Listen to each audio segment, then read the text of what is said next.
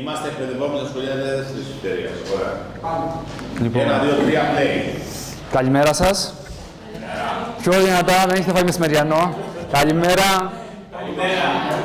Ωραία, ωραία. Λοιπόν, ονομάζομαι Κοσμαδάκης Νίκος. Είναι το δεύτερο μάθημα που γίνεται στα πλαίσια του μαθήματος Βασικές Αρχές Κρατικής Οργάνωσης.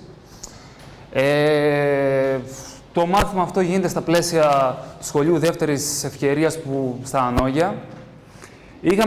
Στο προηγούμενο μάθημα είχαμε αναφερθεί σε κάποια βασικά συστατικά στοιχεία της δημοκρατίας. Είχαμε μπει σε μια διαδικασία να κατηγοριοποιήσουμε τη δημοκρατία σε έμεση και άμεση, δηλαδή σε μια αντιπροσωπευτική δημοκρατία και σε μια άμεση δημοκρατία.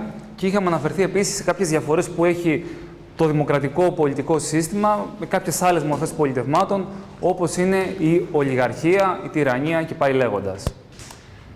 Σήμερα θα προσπαθήσουμε να κάνουμε. Θα προσπαθήσουμε να δούμε τι είναι το δημοψήφισμα. Έτσι. Επειδή έχει δημιουργηθεί πολύ συντόρος σχετικά με το Brexit, σχετικά με τα δημοψηφίσματα που κάνει η Ελβετία πριν από 2 μήνες, σχετικά με το τι έγινε πριν από 1 χρόνο εδώ στην Ελλάδα, θα μάθουμε εδώ τέλος πάντων να δούμε τι είναι αυτό το δημοψήφισμα. Έτσι. Και θα προσπαθήσουμε μετά να διατυπώσουμε ποια είναι τα στάδια του δημοψηφίσματος. Λοιπόν, τώρα, για να καταλάβουμε τώρα τι είναι το δημοψήφισμα, θα παίξουμε ένα παιχνίδι. Αυτό το παιχνίδι τώρα, όπως κάθε παιχνίδι έχει κάποιους κανονισμούς, έτσι εδώ θα έχουμε κάποιους κανονισμούς. Εγώ θα βγω και θα κάνω τον Πρωθυπουργό της Ελλάδας. Έτσι. Εσείς... Καλώς. Λοιπόν, εσείς είστε στο εκλογικό σώμα. Εγώ θα σας πω κάποια πράγματα. Θα σας πω ότι πρέπει ο λαός να ψηφίσει. Έτσι, για ένα συγκεκριμένο ζήτημα. Το θέμα μας είναι η ιδιωτικοποίηση της τριτοβάθμιας εκπαίδευσης. Εσείς θα σηκωθείτε όλοι πάνω, θα έρθετε εδώ και θέλω να συζητήσετε μεταξύ σας. Το πυρήνα συζήτησή σας θα είναι για την ιδιωτικοποίηση της τριτοβάθμιας εκπαίδευσης. Συμφωνείτε ή διαφωνείτε.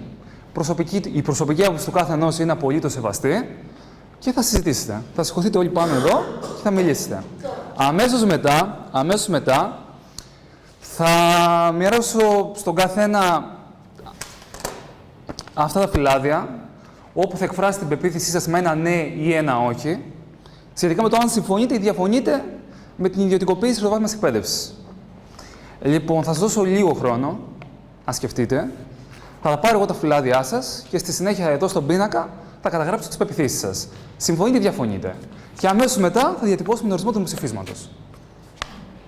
Εντάξει, κατανοητό. Έχετε κάποια ερώτηση? Λοιπόν, ξεκινάω λοιπόν. Όπως σας είπα, εγώ θα κάνω τον Πρωθυπουργό. Σκεφτείτε μεσημέρι, σκεφτείτε απόγευμα, σκεφτείτε βράδυ, 1 η ώρα, σκεφτείτε όπως εσείς θέλετε. Βγαίνει ο Πρωθυπουργός, ο οποίος έχω εκλεγεί από το εκλογικό σώμα. Και σας ανακοινώνω και σας λέω το εξής.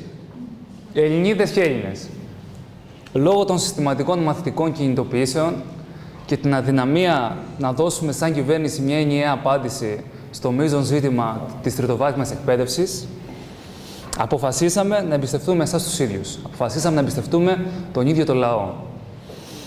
Ξέρουμε πως η βούληση του λαού είναι πιο δυνατή από την απλή αντιπροσώπευση. Και ξέρουμε ότι ο λαός είναι η πηγή κάθε εξουσίας.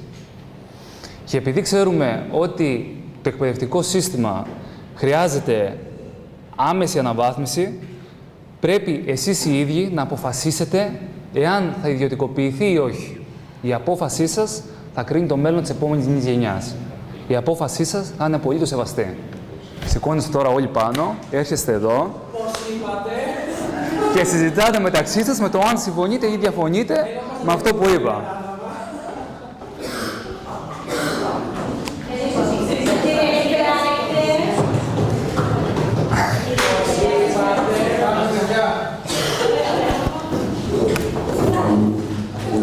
Συζητήστε, κάντε συζήτηση, μιλήστε.